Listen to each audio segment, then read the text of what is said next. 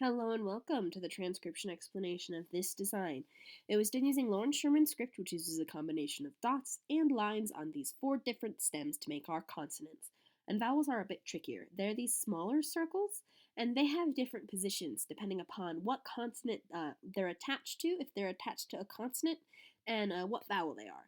So these are the 4 consonant stems. We have a deep divot, a circle inside the line of the word circle, a shallow divot, and a circle on the line of the word circle. And this is a nifty diagram that shows all possible combinations of vowel and consonant teams. So if we take a look at this I here, I's are different from U's because I's have a line going inwards and U's have a line going outwards. Otherwise, U's, I's, and E's are all in the same position. So this is an I by itself, just on the line of the word circle. And then we have a deep divot with an I, and then we have a circle inside the word circle with an I. Then we have a shallow divot with an I, and a circle on the line of the word circle with an I. So those are those 4 stems again. And if we were to read this as a word, it would be read I, bi, jai, tai, thigh, because these are the stems with no modifiers. So anyway, that's how to read the script. And punctuation is on the line of like what would be a punctuation circle. And the only true punctuation circle in this design is right here. And there is no punctuation on it. So yay. Okay, so here we have our first word. Oh, and sentence structure. So you read bottom counterclockwise, and that's kind of true for sentences as well. Except sentences, if you find a pattern, you just follow the flow of the pattern.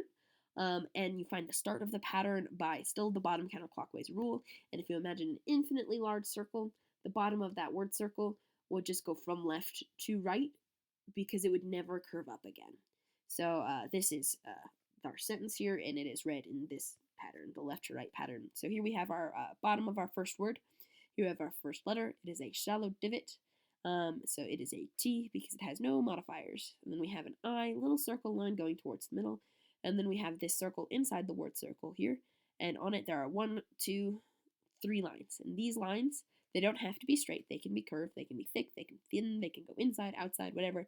But they count if they end on it. They do not count if they go through it. So this is 1, 2, 3 lines on that M, and then an E. So T-I-M-E, time. And then we have this bottom of the word circle, I, a line going towards the middle. Then we have a shallow divot with 1, 2, 3 lines. And again, this is something I do a lot. I make sneaky circles with my lines. So here's a sneaky circle with these lines, and then we have the sneaky circle with those lines. So I-S is, and then we have an A at the beginning of this word. And this A is kind of tricky because we have to figure out what word it belongs to, and it's whatever one is closest to it, or context, if there's some obvious context involved. So it is a little bit further from here than it is to here. So this A goes with this word. So A, and then we have the N. Oh, this is actually another true sentence circle because it's not lines from anything. Anyway, but A-N is our next word because one line on a circle inside the word circle is an N. So time is N. Here we have our bottom of our first, so this is just a sentence circle because it's not part of anything, it doesn't interfere with anything, and it would be a place we could put punctuation if there was punctuation, but there's not. So this is our actual word circle where there's like stems and stuff on it. Here we have an I line going towards the middle. Then we have a double line here, and a double line means that it is a double letter, and since the lines are the same thickness, it is the same letter twice. So double L, because 1, 2, 3 dots are part of this L, and we don't need to double up on our modifiers because we already know it's the same letter twice because it's the same thickness. So we only need 3 dots for that double L. So I-L-L, and then we have a small circle line going outwards. So that would be a U, because lines go outwards on U's and inwards on I's. So U, and then we have the shallow divot, which let's count up the lines that end on it. This thin one, this thick one, this thin one ends on it. The rest pass through. So that would be an S. And then we have another I line going towards the middle. And then we have an O because it's inside the word circle like that. And then we have this N, which is tricky because lots of lines go through it, except this one right here ends on it. So one line ends on it, and everything else passes through it, so that is an N. So illusion, so time is an illusion. Then we have the bottom of this word circle, and this is our first letter. It's a T because everything passes through it, passes through, passes through, passes through.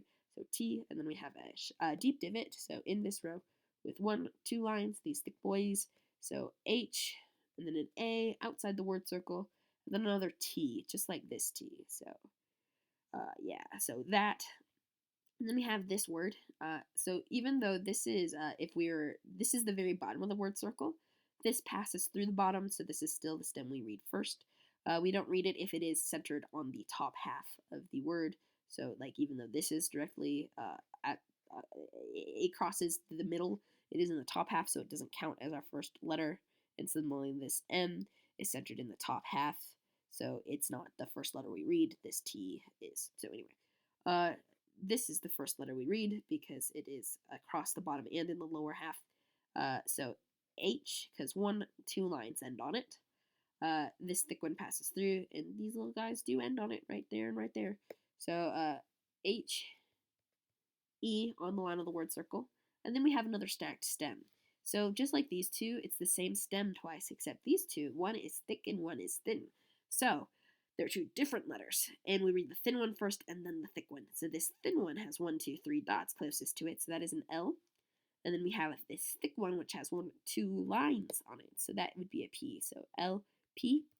And then we have this shallow divot here with 1, 2, 3 lines on it, so that would be an S. Just like this S, where 1 is going forward, 1 is going backwards, 1 is going forward, forward, backward, forward. Doesn't matter if it goes forward or backward, whatever.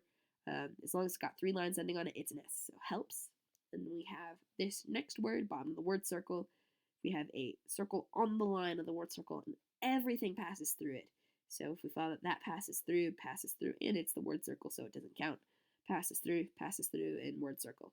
So TH, this stem here. We have an I line going towards the middle, and then we have a very similar thing to the TH, except lines end on it. So this is the word circle, this one ends on it, this one ends on it, and this one ends on it. So those are 3 lines ending on it, so that's an NG, and then 1, 2, 3 lines on the S, so things, and then we have this M, A, 1, 2, 3 lines on the M, A, and then K, 1, 2 dots on the K, E, so make, and then we have this bottom of the word circle, shallow divot, 1, 2, 3 lines, so that is an S. And then we have this E, because if we follow the line of the word circle, it passes through the middle of the E, so this E is an E, not an A. So E's and A's are tricky on T stems, because if we follow the line of where the word circle would be on the A is outside it, whereas an E is on the line or inside it, and this is on the line or inside it. It would be an A if it were outside more. So an A. S-E, and then we have an N, so it's got 1 line on it, N, and then another S, 1, 2, 3, and then E, so sense. Yeah. So time is an illusion that helps things make sense. So that's that design, and I hope this explanation helps explain it. Thank you. Bye.